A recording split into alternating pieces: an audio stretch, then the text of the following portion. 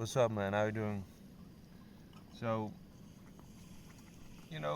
it's easy to be grateful for the things that life has to offer, right? When you're in the mountains, when you're doing cool shit, then it's easy, but it's a lot more difficult when you're down in the dirt, or you're down on your luck, when life seems to throw everything it has at you, and you just can't get a break.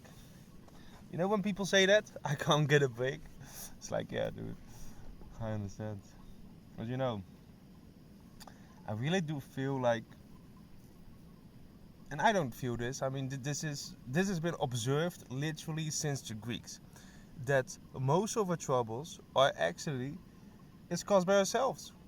We do not suffer the predominant suffering in our life because of earthquakes and betrayals and whatever. We suffer it because we're idiots, because we're stupid, and we make stupid decisions, and later on we pay for it.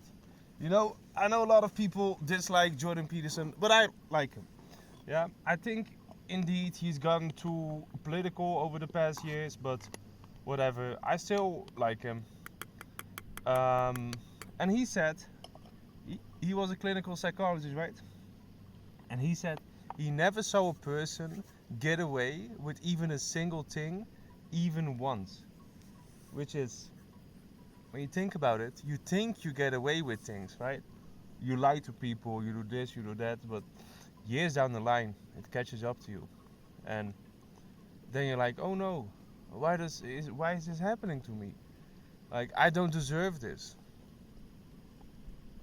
You know when people say that? I don't deserve this. Yes, you do. Honestly, if we truly examine ourselves, our thoughts and our motives, our actions, our being, do you really think you're a good person? If you can really look at the depths of your soul and say you're a good person, true and true, either you're a saint or a liar. And, not many saints. There are not many saints. So,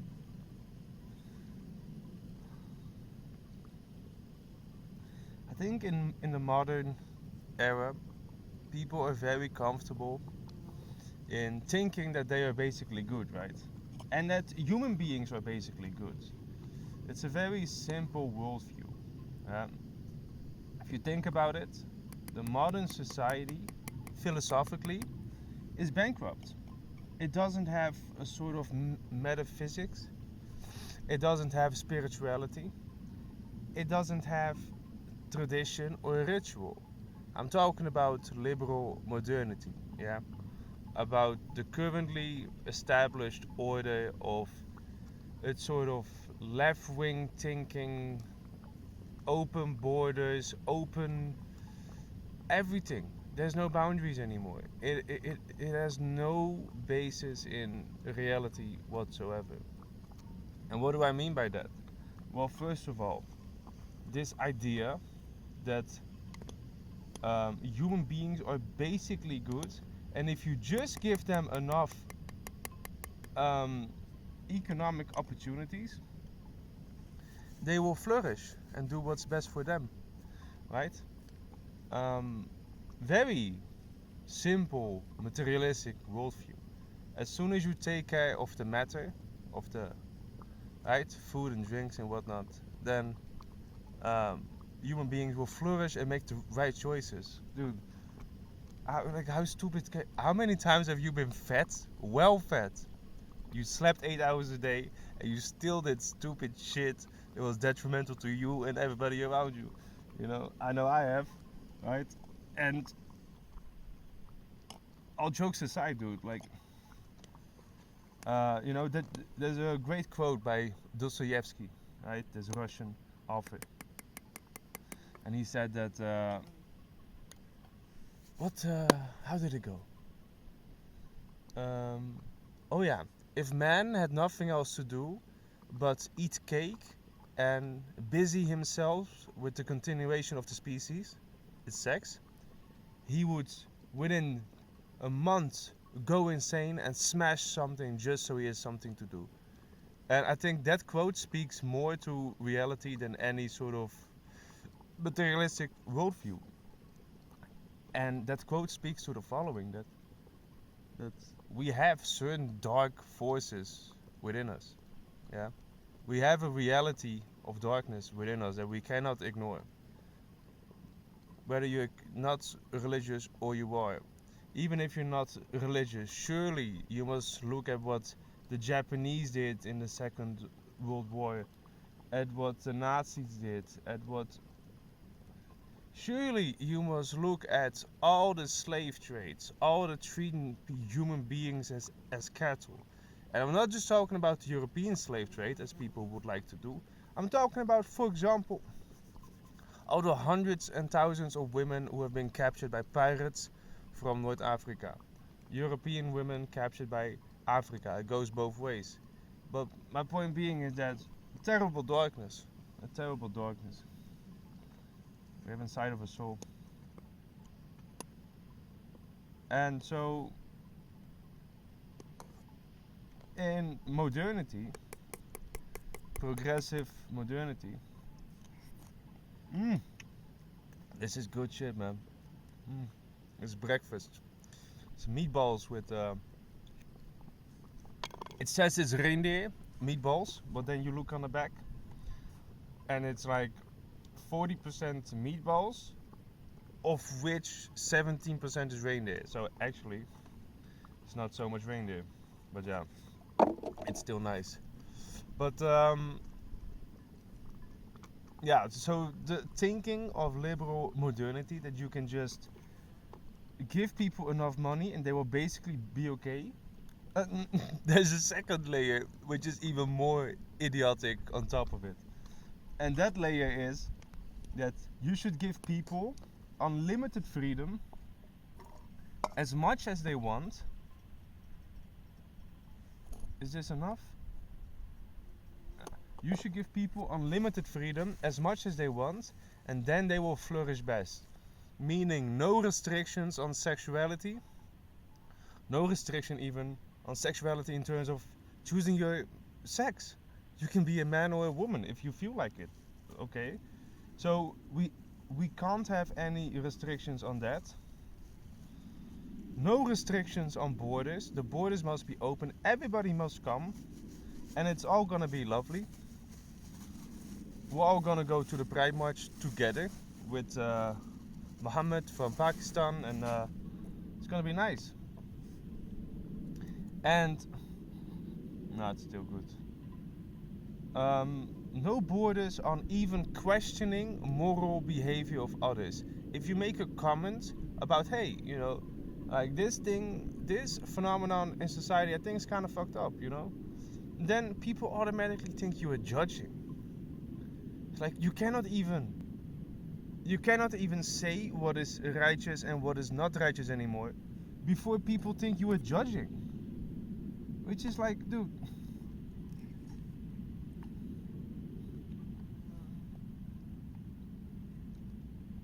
it's insane. It's insane. And on top of that, you're not supposed to just accept everything everybody is doing, right? All the debauchery, all the wickedness, all the crazy stuff, you're not supposed to accept it, you're supposed to celebrate it. Huh? You're supposed to support it. Go to the parade. Be affirmative. Right? And so, because of this very limited worldview, liberal modernity has opened itself up for all sorts of parasitic thought forms. Because of course they misplace evil in the human person, do not realize the line between good and evil runs through the heart of every human being, Dostoevsky. Because they do not think that, they have fallen victim to a sort of Marxist worldview, right? That the West is the evil oppressor and basically all the world is a victim because of the evil West. And that's how they think.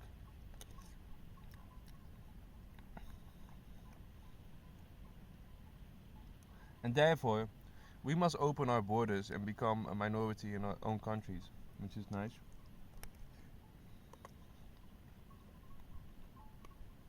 Dude, why can't we have a country? Everybody in the whole world can get a country for themselves. You know what's so funny? They always want to say you're some sort of racist or like some sort of hateful right winger.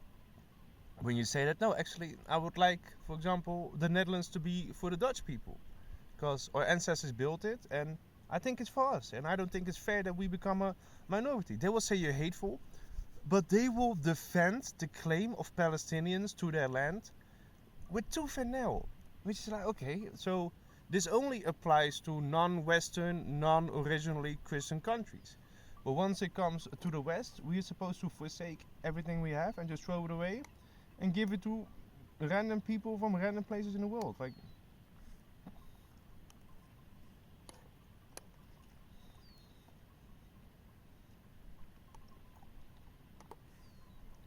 but that is because their worldview, it's not sort of philosophically sound. It is based on emotions and ideology. And so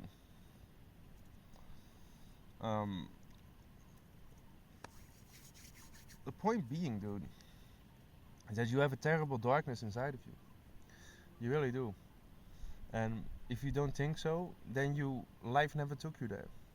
But I hope for you that it will, because in that darkness is untapped potential, right?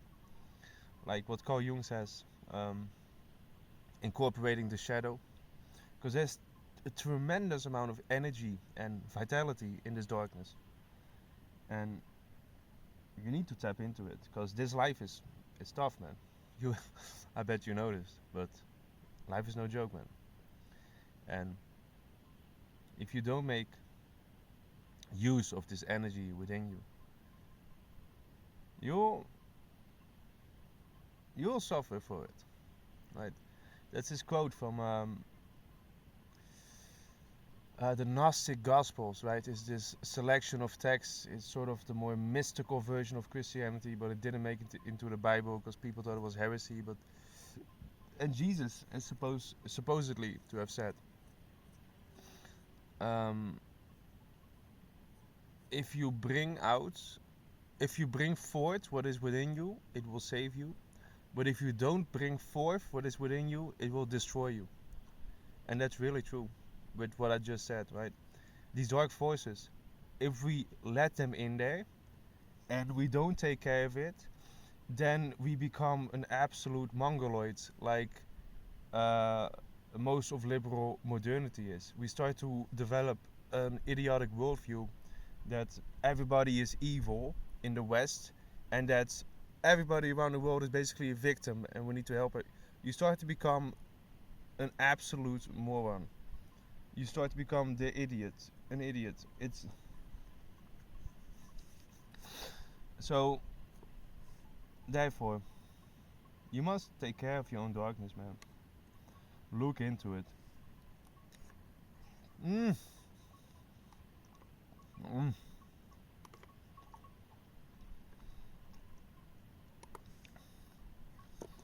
And well, how do you do that, right? People always say incorporate the shadow, but they never tell you explicitly how. And I think they don't tell you it's because it's personal. For everybody it's personal, right? So there's no direct way to incorporate the shadow. But for example, I think I can give an example. Let's say you have sometimes a bit of anger issues. You tend to get angry and you want to smash things. But, and you're like, that is not an incorporated shadow. That is your shadow lashing out without you having it under control. But let's say at the same time you are a bit shy at work. and you're like a bit shy, right? And in this context, incorporating the shadow must then be that you harness that anger, that energy, and you mold it into a sort of assertive form, and then you let that out at work when it's necessary, right? You don't yell, you don't whatever, but you use that aggressive potential to speak in a direct manner and get what you want or say it how it is, right? I think that is an example, but this is just one example, of course, and not everybody will be shy at work or have anger issues. So there's many sort of directionalities this goes through.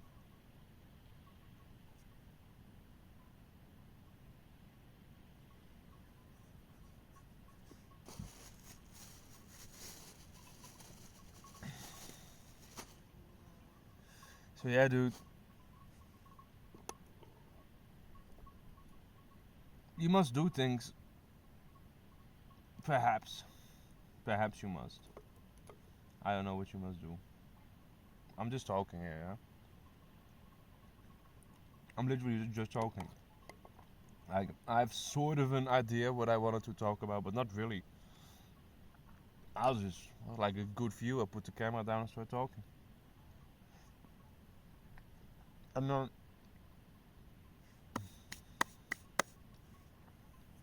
perhaps you must do things that bring out the shadow side of you in a controlled manner.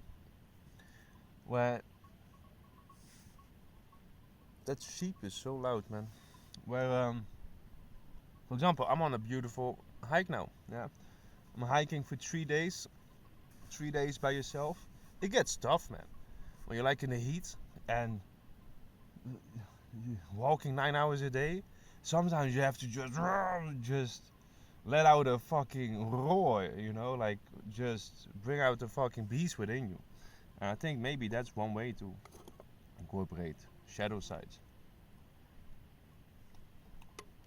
You do it by perhaps martial arts or shit like that, you know. The gym, perhaps, if you really push yourself and you're like doing things that are generally challenging, but that's only a limited extent, right? You cannot, because the gym is also a very comfortable little space where you can go with your headset, with your headphones. So it's too comfortable, I think, to really like. You have to have some sort of necessity, I think, some sort of real thing at stake to bring out the shadow side, right? And in the gym, if you okay, let's say you're doing really a max, yeah, you're doing a 1 rep max of a new weight, that could bring out the shadow side, maybe, right? If you're benching 180 for the first time, kilos, whatever. But in general, I don't think it will. For example, with this hiking, like I had to push through because I had to make it up here because the view is nice. But also, I have to take a train back because I have to go to university to work tomorrow. And so there was sort of something at stake, right? And yeah. So perhaps you must do that, but you must do something. Because if you do not bring forth what is within you, it will destroy you. And thinking that you are just a good person, you're either a saint or a liar. Or you're just really stupid. Like really, you know, in Christianity there's a very heavy emphasis on engaging with your sin, right? Looking at your own sin, taking care of your own sin, and acknowledging that somewhere deep within you there's something wrong. Something is not the way it's supposed to be. And if you deny that, if you say you are exactly the way you're supposed, you might be a liar.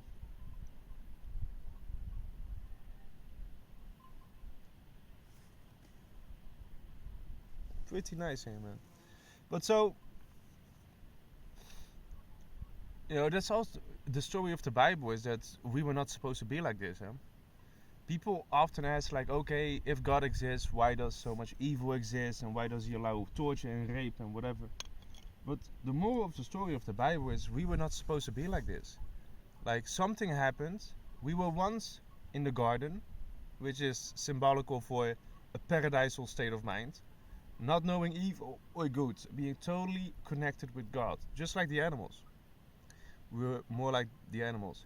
But then our eyes opened and we knew that we were naked. We became self-conscious. So this level of self-consciousness, where all our problems stem from.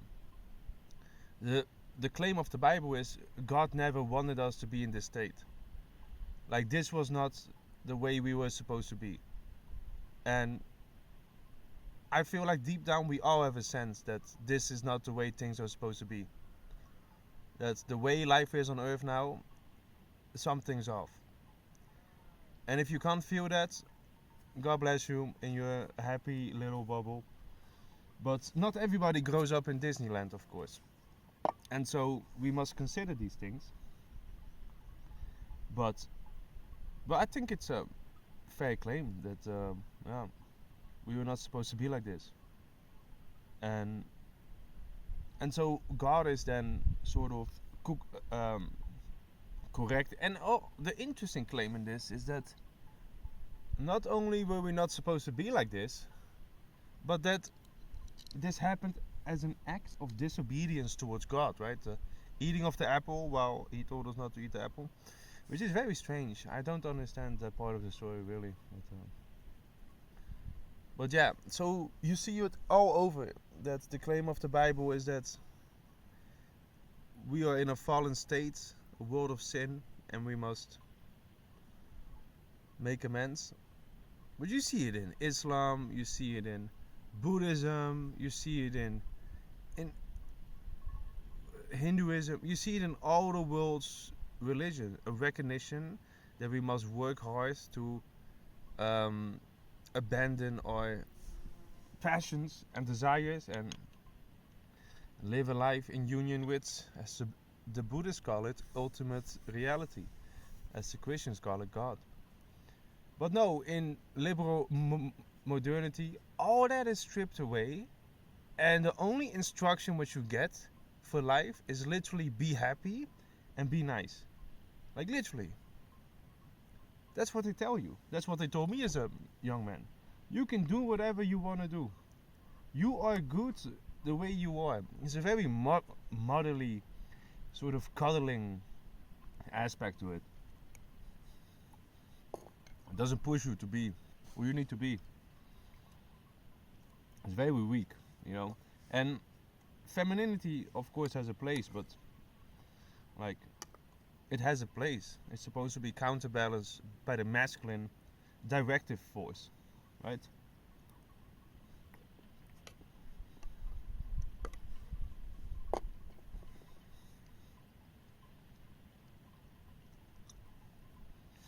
It's a nice view, man. It's a good day. Good day.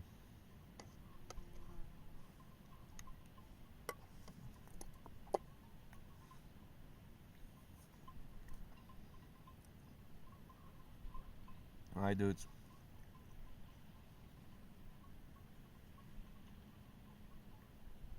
I'll say it one more time. And with this, I end the video. If you think you're really a good person, you're either a saint, a liar, or an idiot. Nothing in between. Alright, man. Peace.